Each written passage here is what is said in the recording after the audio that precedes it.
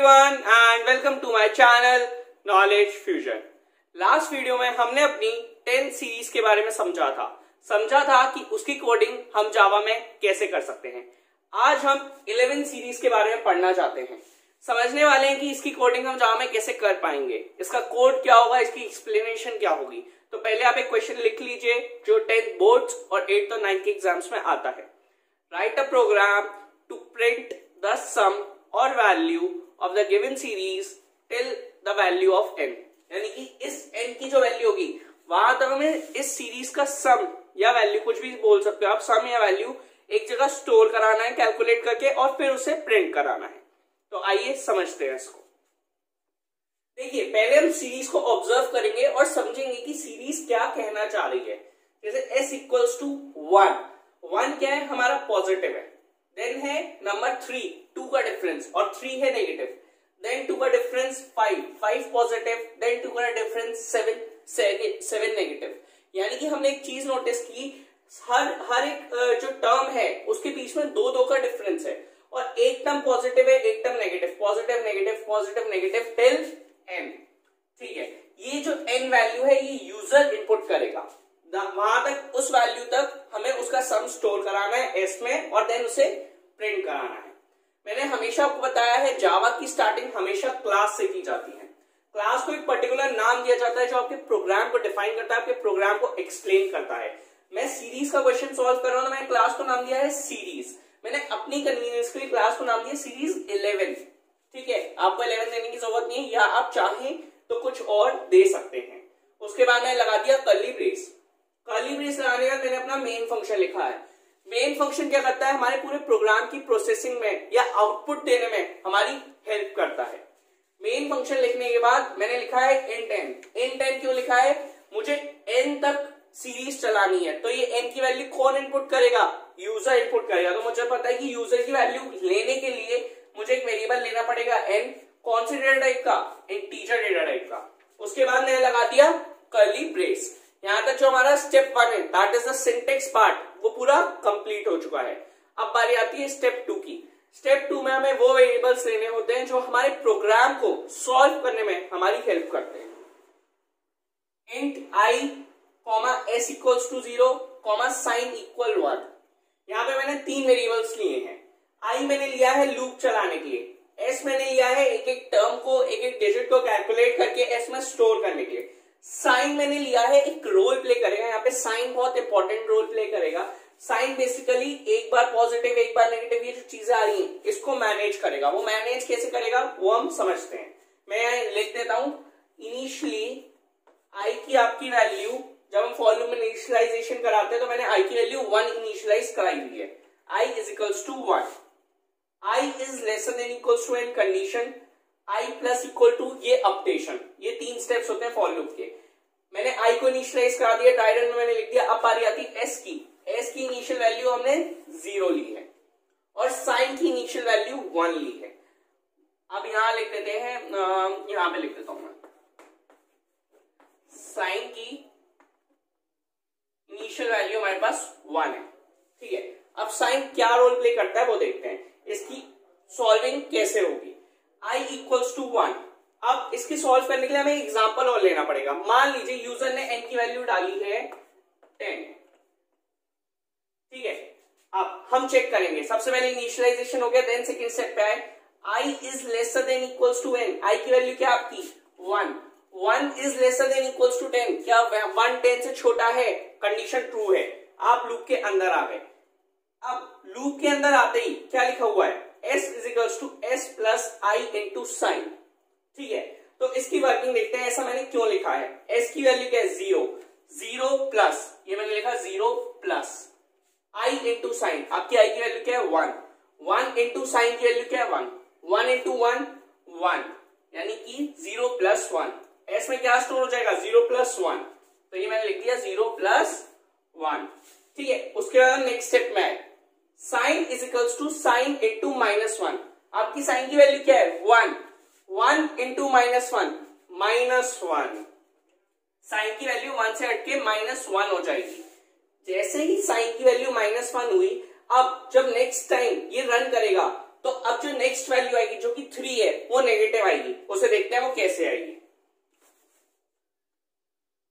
यहां से इतना रन होने के बाद ये फॉर का आपका ब्रेस है, तो अभी आपका ये जब तक ये फॉर का लूप फॉल्स नहीं होता आप इसी ब्रेस के अंदर चलते रहेंगे। तो यहां से हम वापस इधर ऊपर जाएंगे, इधर अपडेशन पे।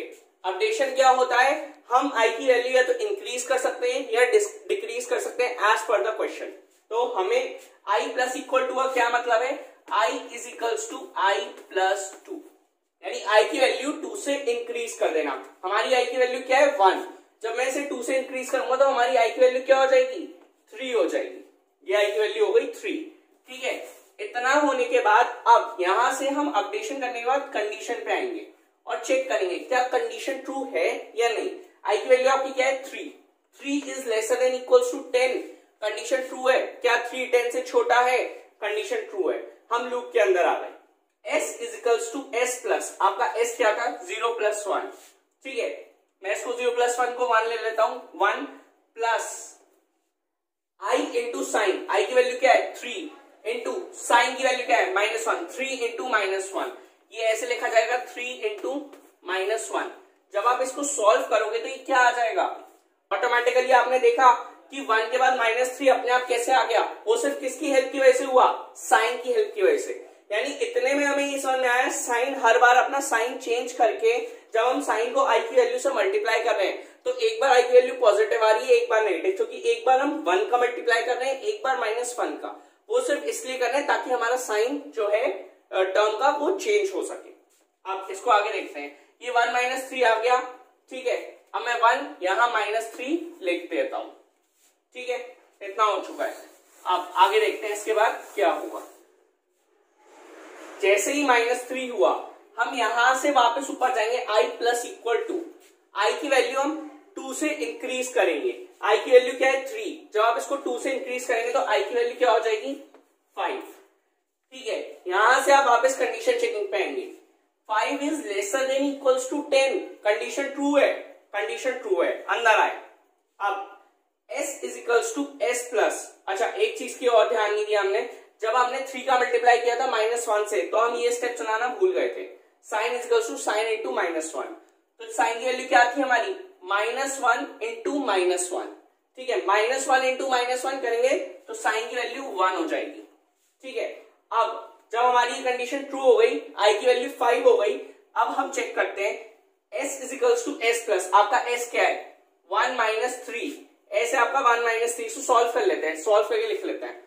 1 - 3 आपका s कितना हुआ है -2, ये हो गया आपका -2। ठीक है, s की वैल्यू क्या है -2 plus i into sign, i की वैल्यू क्या है आपकी 5 इंटू साइन की वैल्यू क्या है 1, 5 इंटू 1 5, 2 प्लस 5। देखा 5 जो है वो हमारा पॉजिटिव ही ऐड हुआ, 2 प्लस 5 क्या आउटपुट देगा 3 आउटपुट देगा, तो आपकी s की वैल्यू कितनी हो गई 3 हो गई। अब इसके बाद यहाँ पे अब हम ये वाला s का जो स्टेप है ये रन करने के बाद साइन वाला स्टेप जरूर रन करते हैं। Sign is equals to sign into -1, आपकी साइन की वैल्यू है 1 इंटू -1 जब आप करोगे तो क्या हो जाएगा -1 आ जाएगा, इस 1 इंटू -1 तो -1 आ जाएगा। -1 आते ही आप ऊपर जाएंगे, आई प्लस इक्वल टू, आई की वैल्यू 5 से क्या हो गई 7 हो गई। आई की वैल्यू जैसे ही 7 होगी आप कंडीशन चेक करेंगे, 7 is lesser then equals to 10, condition true है, अंदर आ जाएंगे। s is equals to s plus, आपकी s की वैल्यू क्या है 3 plus i into sign, i की वैल्यू क्या है, आई की वैल्यू है 7, साइन की वैल्यू क्या है -1 इंटू 7 -7। देखो हमें क्या चाहिए था -7, तो हमने इसको ये हमने कर दिया -7। ठीक है, 3 प्लस -7, अब 3 प्लस माइनस क्या हो जाता है माइनस, यानी कि 3 - 7 क्या हो जाएगा -4। तो ये सब हमने कैलकुलेट किस में किया है s में, तो s की वैल्यू क्या हो जाएगी -4 हो जाएगी। -4 आते ही अब हम क्या करेंगे नेक्स्ट स्टेप पे आएंगे, sign is equal to sign into -1, sign की वैल्यू आपकी क्या है -1 इंटू -1 1 हो गया, तो साइन की वैल्यू 1 हो गई। एक चीज नोटिस करिए, 1 -1 1 -1 1, हर बार क्या हो रहा है, साइन की वैल्यू बार बार -1 1 स्विच कर रही है, ताकि जब हमें पॉजिटिव चाहिए हो तब साइन की वैल्यू 1 हो, और जब हमें नेगेटिव चाहिए साइन की वैल्यू -1 हो, फिर पॉजिटिव, फिर 1, फिर नेगेटिव, साइन की वैल्यू -1। तो साइन की हेल्प से हम इनके साइन चेंज कर पा रहे हैं। ठीक है, अब साइन की वैल्यू 1 हो गई। अब हम वापस ऊपर जाएंगे अपडेशन पे, i + 2, i को 2 से इंक्रीमेंट करना है, तो 7 में जब आप 2 ऐड करेंगे तो i की वैल्यू क्या हो जाएगी, 9 हो जाएगी। अब वापस कंडीशन चेक करेंगे, 9 is lesser then equals to 10, condition अभी भी ट्रू है, अंदर आए। s equals to s plus, आपका s की वैल्यू क्या है, -4 plus i into sign, i की वैल्यू क्या है 9, 9 इंटू साइन की वैल्यू क्या है 1, 9 इंटू 1 9, ये हमने लिख दिया 9, -4 + 9 क्या आउटपुट देगा, ये हमारा 5 आ गया। यानी ये कैलकुलेशन किसमें हुई, s में, तो s की वैल्यू -4 से अब क्या हो गई, 5 हो गई, ये हमने लिख दिया 5। ठीक है, इसके बाद हम नेक्स्ट स्टेप पे आ जाएंगे, sign equals to sign into -1। अब देखो फिर से, अब साइन की वैल्यू क्या है, अभी 1 है, वहां बोर्ड पे मैंने लिखी हुई है साइन की वैल्यू 1 है, 1 को जब आप -1 से मल्टीप्लाई करोगे तो साइन की वैल्यू फिर से -1 हो गई। अब यहां से हम ऊपर जाएंगे, i + इक्वल टू, i की वैल्यू क्या हो गई, 2 से इंक्रीज हो गई, i की वैल्यू हो गई 11। अब कंडीशन चेक करेंगे, 11 is lesser then equals to 10, क्या 11 10 से छोटा है, कंडीशन फॉल्स। क्या 11 10 के इक्वल है, कंडीशन फिर से फॉल्स, यानी दोनों ही कंडीशन फॉल्स हैं, तो हम फॉर के लूप के बाहर आ जाएंगे। ये हम फॉर के लूप के बाहर कहां आ गए, एसओपी पे। एसओपी का क्या मतलब है, system dot out dot print. अब हमें क्या करना है, हमें जो सम कैलकुलेट किया था वो प्रिंट कराना है, तो हमने एस प्रिंट करा दिया। अगर ये एस इन्वर्टेड कॉमास में होता तो एस प्रिंट होता, एस की वैल्यू प्रिंट नहीं होती, पर ये एस इन्वर्टेड कॉमास में नहीं है, तो एस की जो भी वैल्यू है, एस की वैल्यू क्या है आपकी 5 है, तो ये 5 ऑटोमेटिक प्रिंट कर देगा।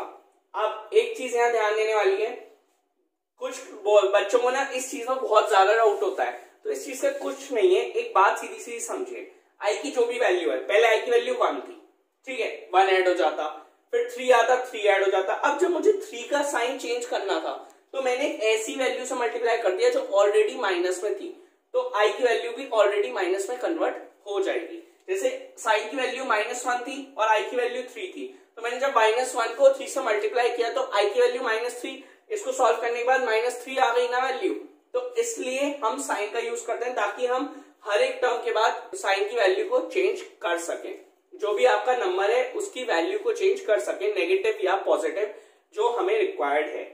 और दूसरी बात ये, अब आप चेक कर सकते हैं क्या हमारा 5 आंसर ही सही आया है, कैसे पता चलेगा, चेक करते हैं। चलिए 1 -3, 1 -3 जब आप सॉल्व करेंगे तो -2 आएगा, -2 + 5, -2 + 5 करेंगे तो 3 आएगा, 3 - 7, जब 3 - 7 सॉल्व करेंगे तो -4 आएगा, -4 + 9, -4 + 9 करेंगे तो क्या आएगा 5 आएगा, और हमारा आउटपुट भी कितना आ रहा है 5 आ रहा है। इसका मतलब हमने सही किया है इस क्वेश्चन की ये वर्किंग और ट्राई रन ध्यान से समझिएगा, तभी ये क्वेश्चन दिमाग में क्लियर बैठेगा।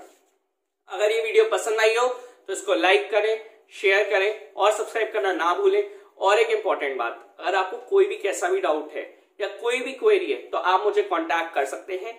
मेरी मेल आईडी, मेरा कांटेक्ट नंबर और मेरी इंस्टाग्राम आईडी डिस्क्रिप्शन बॉक्स में अवेलेबल है। Have a good